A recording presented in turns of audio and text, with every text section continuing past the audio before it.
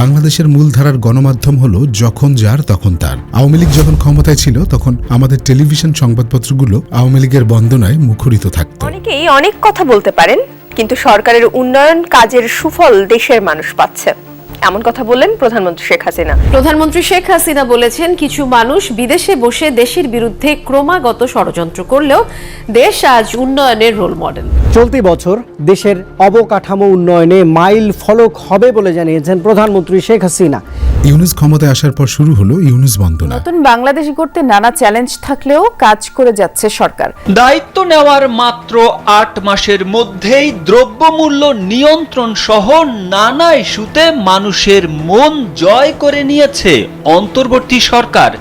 দায়িত্ব নেওয়ার পর থেকেই একের পর এক চমক দেখিয়ে যাচ্ছেন প্রধান উপদেষ্টা ডক্টর মোহাম্মদ ইউনূস। আর আওয়ামী লীগের তীব্র সমালোচনা। শেখ হাসিনার বিরুদ্ধে নভ থিয়েটার নির্মাণে দুর্নীতির দায়ে 3 মামলারও তদন্ত শুরু করেছে। ধীরে ধীরে দৃশ্যমান হচ্ছে পদ্মা সেতুতে শেখ হাসিনা সরকারের লুটপাটের চিত্র।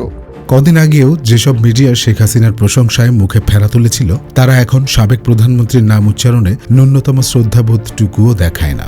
শেখ হাসিনার সরকারের 1.5 দশকের শাসনামলে বিপুল পরিমাণ অর্থ লুট, পাচার এবং অনিয়ম। জাতির উদ্দেশ্যে বিদায়ী ভাষণে তিনি গণতান্ত্রিক ধারা অব্যাহত রাখার আহ্বান জানান। সকলের প্রতি আমার আন্তরিক সালাম। ইউনূস সরকার বিদায় নেওয়ার পর তারেক রহমানের নেতৃত্বে বিএনপি সরকার ক্ষমতায়। ধন্যবাদ। মাননীয় প্রধানমন্ত্রীকে পদের শপথ ও গোপনীয়তার শপথ স্বাক্ষর করার জন্য এখন চলছে তারেক রহমান বন্দনা। সচিবালয়ে আজও কর্মব্যস্ত প্রধানমন্ত্রী তারেক রহমান। আগামী 10 মার্চ ফ্যামিলি কার্ড বিতরণ করবেন প্রধানমন্ত্রী তারেক রহমান। মাসে 2,500 টাকা দেয়া হবে। আর অন্যদিকে শুরু হয়েছে ইউনূস সরকারের সমালোচনা। নোবেল জয়ী অর্থনীতিবিদ ডক্টর মোহাম্মদ ইউনূসকে নিয়ে হঠাৎ সরগরম সামাজিক যোগাযোগ মাধ্যম।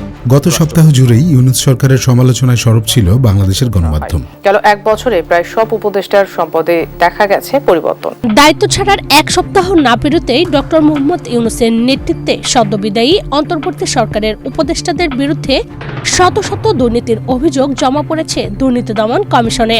সপ্তাহের শুরুতেই শীর্ষস্থানীয় দৈনিক কালের কণ্ঠ 2 দিন ধরে রাষ্ট্রপতি শাহাবুদ্দিন চুপ্পুর সাক্ষাৎকার প্রকাশ করে। এ নিয়ে দেশ জুড়ে তোলপাড় সৃষ্টি হয়। এই সাক্ষাৎকার প্রকাশিত হবার পরদিনই জামায়াত এবং এনসিপি রাষ্ট্রপতির কঠোর সমালোচনা করলেও বিএনপি নীরব ছিল। ফ্যাসিস্ট সময়ের চিহ্ন যে রাষ্ট্রপতি, সেই রাষ্ট্রপতিকে দ্রুত সময়ের মধ্যে আসলে গ্রেফতার করা প্রয়োজন। এবং তিনি যে ধরনের সাক্ষাৎকার দিয়েছেন সেটাও তো আসলে শপথ লঙ্ঘন হয়েছে।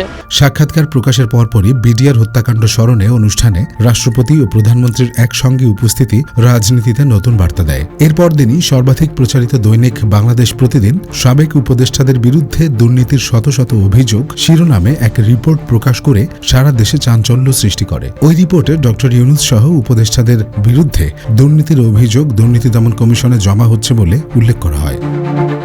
সূত্র জানিয়েছে, সাবেক প্রধান উপদেষ্টা ডক্টর মোহাম্মদ ইউনূস সহ প্রায় সব উপদেষ্টার বিরুদ্ধেই দুর্নীতির অভিযোগ উঠেছে। সাবেক প্রধান উপদেষ্টার বিরুদ্ধে একাধিক অভিযোগ জমা পড়েছে। ইউনূসের পতনের পরপরই তার সরকারের বিভিন্ন উপদেষ্টার বিরুদ্ধে হাজার কোটি টাকার দুর্নীতির অভিযোগ শোনা যাচ্ছে। দায়িত্ব ছাড়ার মাত্র 1 সপ্তাহে ডক্টর ইউনূস সহ প্রায় সব উপদেষ্টার বিরুদ্ধে অভিযোগ উঠেছে দুদকে। প্রশ্ন হলো, যখন যারা ক্ষমতায় থাকে তখন তাদের সমালোচনা গণমাধ্যমে করা হয় না কেন? এটা কি পরাধীনতা নাকি তেলবাজির প্রতিযোগিতা? ডক্টর মোহাম্মদ ইউনূস তার মতো ফ্যাসিস্ট লোক, তার মতো লোভী এবং তার মতো দুর্নীতিবাজ লোক পৃথিবীর দুটো নাই।